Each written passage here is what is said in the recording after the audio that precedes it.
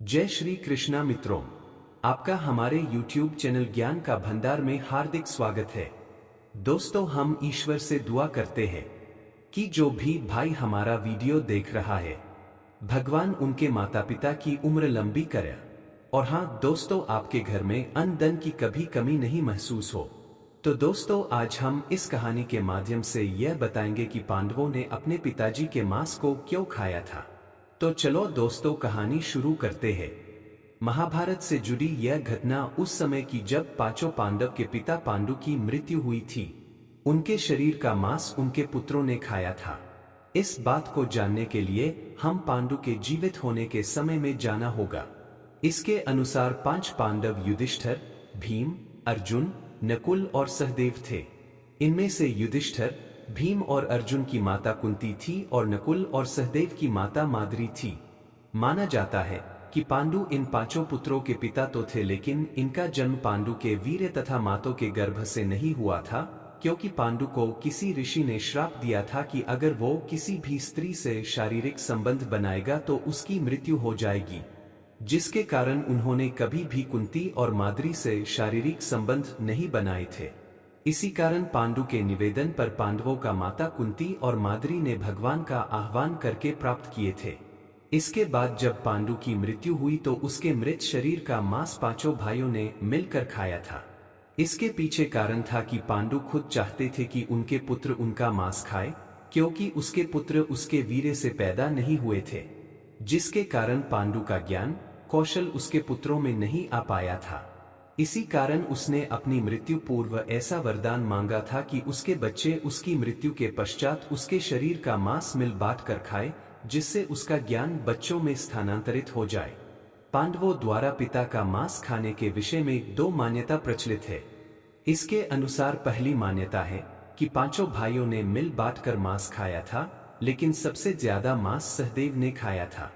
जबकि एक अन्य मान्यता के अनुसार सिर्फ सहदेव ने पिता की इच्छा का पालन करते हुए उनके मस्तिष्क के 3 हिस्से खाए।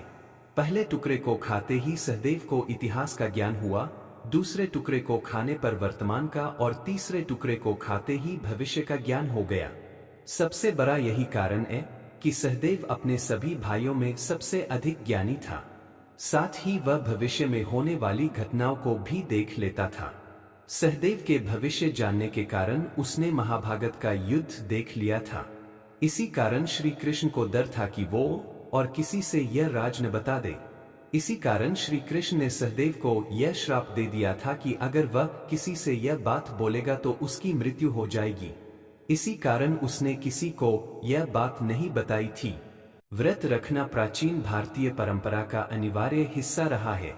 पहले तो हमारे जीवन में हर खास मौके, त्योहार और महत्वपूर्ण दिनों पर उपवास रखा ही जाता था।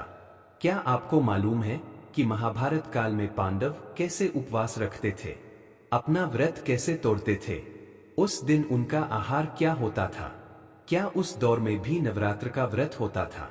इस खबर में हम आपको ये भी बताएंगे कि 5 पांडव भाइयों में किसे व्रत रखने में सबसे ज्यादा दिक्कत होती थी। उसने कई बार व्यास ऋषि से शिकायत भी की कि इतने कठिन व्रत क्यों रखे जाते हैं, इसमें क्या रास्ता निकल सकता है। वैसे तो पहले हम आपको बता दें कि पांडवों ने महाभारत में नवरात्रि के दौरान विशेष रूप से उपवास नहीं किया था। इसका कोई उल्लेख नहीं मिलता है, लेकिन उन्होंने एकादशी जैसे अन्य महत्वपूर्ण धार्मिक अवसरों पर कठोर उपवास प्रथाओं का पालन किया। हालांकि नवरात्रि के दौरान उपवास की अवधारणा हिंदू परंपराओं में हमेशा से प्रचलित है। किस दिन उपवास रखते थे? पांडव भाई विशेष रूप से एकादशी के दिन उपवास करते थे। उनका सबसे उल्लेखनीय उपवास निर्जला एकादशी है। इसका न केवल खास महत्व है, बल्कि पालन करने के लिए कठोर दिशा निर्देश भी होते हैं। सबसे कठिन व्रत क्या होता था? निर्जला एकादशी का उपवास ज्येष्ठ शुक्ल एकादशी के दौरान होता है, आमतौर पर मई के अंत या जून की शुरुआत में। यह सबसे चुनौतीपूर्ण उपवासों में एक होता है। इसमें व्रत करने वाले एकादशी के सूर्योदय से लेकर द्वादशी के सूर्योदय तक यानी 24 घंटे तक भोजन और पानी दोनों का परहेज करते हैं। पांडव ऐसा ही व्रत रखते थे। भीम को क्यों दिक्कत होती थी? जब भी ये पांडव भाई रखते थे तो सबसे ज्यादा दिक्कत भीम को होती थी। जो अपनी भारी भरकम खुराक और पेटू होने के लिए जाने जाते थे। इसका जिक्र महाभारत में भीम और उनके दादा श्रील व्यासदेव के बीच बातचीत में मिलता है। श्रील व्यासदेव को वेदव्यास के नाम से भी जाना जाता है। ये व्रत वो सभी महर्षि व्यासदेव के निर्देश के आधार पर ही रखते थे। भीम ने उनसे अपनी बड़ी खुराक के कारण जमकर भूख लगने और इससे व्याकुल हो जाने की समस्या के बारे में बताया था। उन्हें तब भी वेदव्यास यानी महर्षि व्यास से ये सुनना पड़ा था कि ये खास व्रत उन्हें किसी तरह रखना ही चाहिए, क्योंकि इससे खास आध्यात्मिक लाभ होते हैं। भगवान कृष्ण का ध्यान करते थे। इस दिन पांडव भगवान कृष्ण पर अपना ध्यान केंद्रित करते हुए प्रार्थना और ध्यान में लीन होते थे।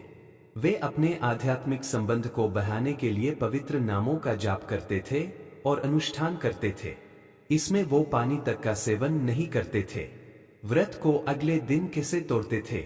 इस उपवास को पारंपरिक रूप से द्वादशी में सूर्योदय के बाद साधारण भोजन के साथ तोड़ा जाता है, जिसमें आमतौर पर फल या हल्के शाकाहारी व्यंजन शामिल होते थे। नियमित खाने की आदतों में वापस आने के लिए भारी या गरिष्ठ भोजन से परहेज किया जाता है, यानी इसमें तरह तरह के स्वादिष्ट व्यंजनों से परहेज किया जाता था। हिंदू धर्म में अब भी ये मान्यता है कि जो लोग पूरी श्रद्धा और आस्था से इस व्रत को करते हैं, वो पाप से मुक्त हो जाते हैं, आध्यात्मिक तरक्की मिलती है। पांडव सामान्य तौर पर व्रत के बाद क्या खाते थे?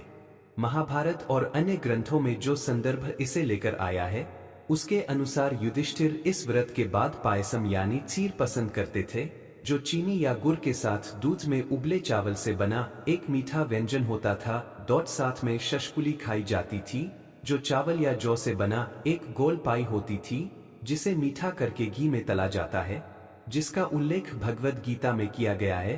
कृशर भी खाई जाती थी, जो खीर की तरह की मिठाई होती थी, लेकिन पूरी तरह से मसले हुए चावल के साथ इलायची और केसर जैसे मसालों के साथ बनती थी।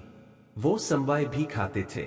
ये गेहूं के आटे और दूध से बनी मिठाई होती थी, जिसे घी में तला जाता है। कई शाकाहारी व्यंजन पकाए जाते थे। चावल के साथ पकाए गए कीमा जैसे मांसाहारी खाद्य पदार्थ का भी संदर्भ मिलता है। निर्वासन के दौरान पांडव व्रत खोलने के बाद क्या खाते थे? निर्वासन के दौरान पांडव फल और सब्जियां खाते थे। कभी कभी मांस के लिए जानवरों का शिकार करते थे। उपवास के बाद खाए जाने वाले भोजन के प्रकार क्षत्रियों योद्धाओं के लिए अलग तरह के होते थे। देवी दुर्गा की पूजा। पांडव देवी दुर्गा सहित उनके दिव्य विभिन्न रूपों की पूजा करते थे। महाभारत में शक्ति और मार्गदर्शन के लिए दैवीय शक्तियों का आह्वान करने का उल्लेख है, जो नवरात्रि के दौरान की जाने वाली पूजा प्रथाओं के समान है। पांडव अक्सर अपने जीवन में खासतौर पर संकट के समय में दैवीय हस्तक्षेप की मांग करते थे। हालांकि आधुनिक नवरात्रि उत्सवों की तरह उस समय सार्वजनिक उत्सवों का दस्तावेजीकरण महाभारत, गीता या अन्य ग्रंथों में नहीं किया गया है।